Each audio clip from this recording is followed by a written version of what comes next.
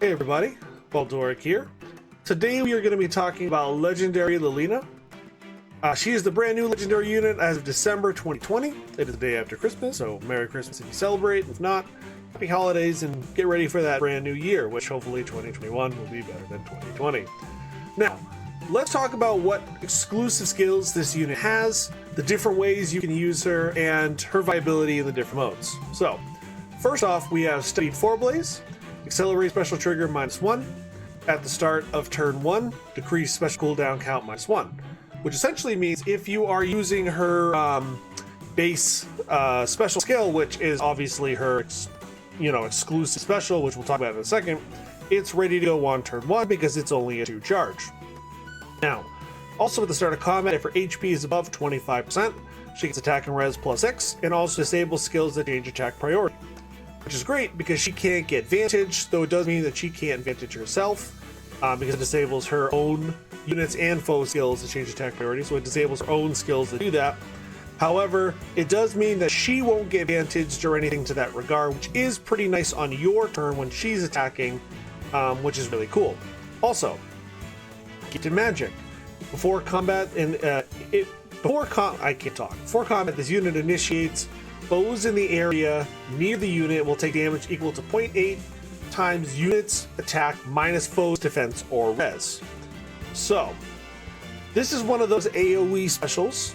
Now, typically, AoE specials have a special place for in AR, you want to use on AR defense, right? Because on AR defense, if you're using something like that, you're going to hit everyone that's attacking you. There's quite a bit of damage for combat, and a lot of skills aren't going to be able to mitigate that damage. It's difficult to mitigate that damage, so it's just true damage most of the time, which is really good.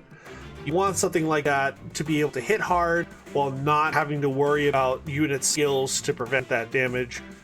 Very decent. It's a good special. It's not the greatest that has come out of an exclusive special skill, but it actually does work really well in the different modes, and we will talk about that.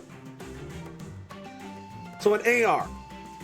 This is a AR offense build. Now, keep in mind, I did not factor in any stats of mythic heroes because she's a fire legendary, meaning you are able to use her on either season. You just have to make sure that it is a fire season coinciding.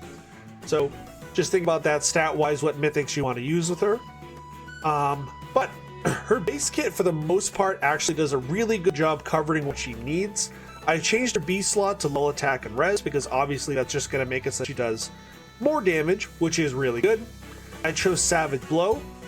Now, Savage Blow is not 100% necessary here. You could use Speed Res solo, you could use Attack Defense solo, you could use Mirror Impact, Fierce Stance, whatever you want to use. There's a lot of viable S slots for an AR attack build. However, I chose Savage Blow because we're going to combo this with Gifted Magic. So she's going to go in. Her AP is going to be about 25% because it's turn 1. Gifted Magic is going to proc doing a ton of damage AoE to those stacked defense units, right? She's going to get attack and res level 4, giving her attack and res +7. She's going to get her weapons ability, getting +6, which is going to be giving her +13 to attack and res. And then, obviously, you're having that Gifted Magic go off first. Then she starts attacking and kills the first unit. Pulse Smoke goes off and is going to be disabling those specials for everyone that's around the unit you're attacking. This ends up being really, really good, especially if you have a dancer to go in and kind of be able to get her out of there. Now, because she is the cav unit, she does have high res, which is fantastic if you're going against like an all magic team. If you are, honestly, she's going to be okay if you leave her in there. If they have a defense, if they have like melee attackers going for her defense stat, you are going to want to make sure you're able to either get her out of there or kill those units before it is enemy turn, because she's not going to last. She will definitely die if she's attacked that way. The HP stat isn't that high. Even with 3 mythics, it's still not super high, or even quad mythics if you're going to go that far. But definitely want to make sure that she can get out. Res unit, she's going to be fine, especially if you swap in that Speed Res solo, because her res is going to be like +19, which is insane. What is that? That's like 64 res, which is awesome. So you definitely can use her viably and withstand attacks that way if it's an all res team. Now, on AR defense, you can use an extremely similar build to this. In fact, you can even use the exact same build, and it's going to work just fine. She's ready to go, will hit really hard. The only thing you probably want to do is have either a Wings of Mercy team to go with her, because obviously she's a cav unit, she's going to go in, she's going to attack. The only problem with that is if she gets that kill really quickly, they're probably not going to be able to Wings of Mercy, because I doubt she's going to get counterattacked. You just want to make sure she's safely in the back and has units that can back her up in some way. Dancers, maybe you want to have like a cav dancer if you have the one that's in the game, or flyers that are able to get in on her, something to that regard.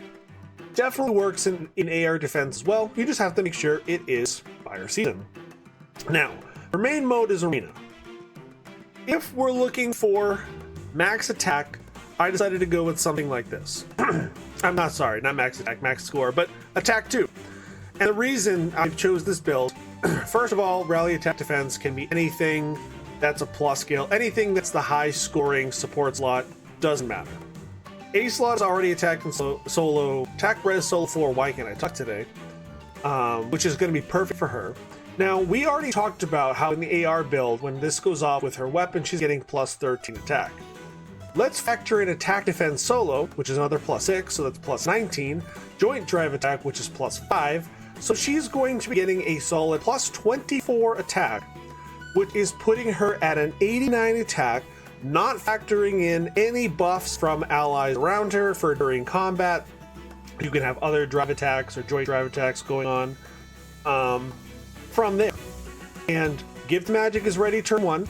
She is absolutely going to be able to pick up at least 1 kill. And if it's arenas, a lot of the time, units in arenas are stacked together.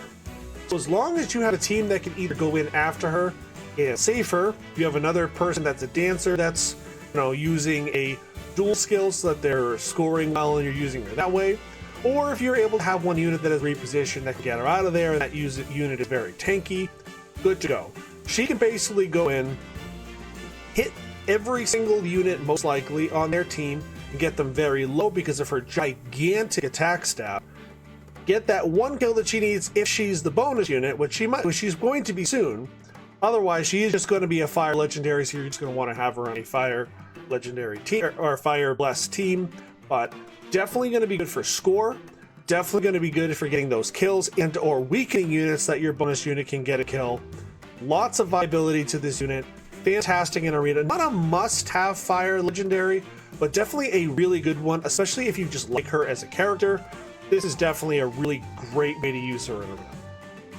Finally, you just picked her up. How do you build her, or what are you looking for? Ideally, you want like plus attack, minus defense. You can do minus HP or minus speed. They're kind of all dumb stats for her. In fact, minus speed might even be better than minus defense, but it doesn't really matter either way. They're both kind of dumb stats for her. Now, I chose attack defense solo 3. You could easily make this the res speed solo, though I think because the speed is kind of wasted, I'd rather just go with attack defense solo. Her res stat is already super high.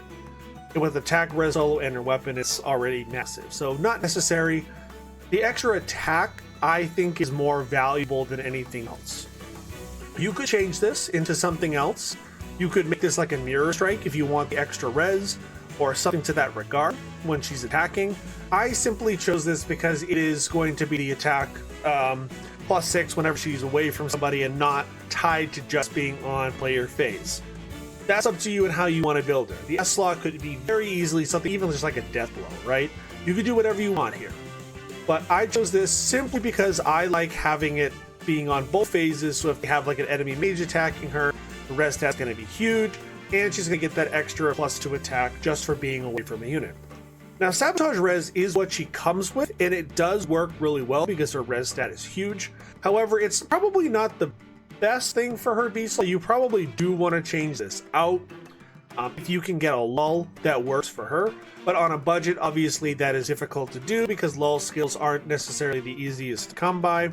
There are other things you could use in this slot, but it does work pretty well, especially if you're just using her as a bonus unit or something to that regard. It gets the job done. Now, Pulse Smoke is a great skill to have on her anyways. Disabling specials is wonderful.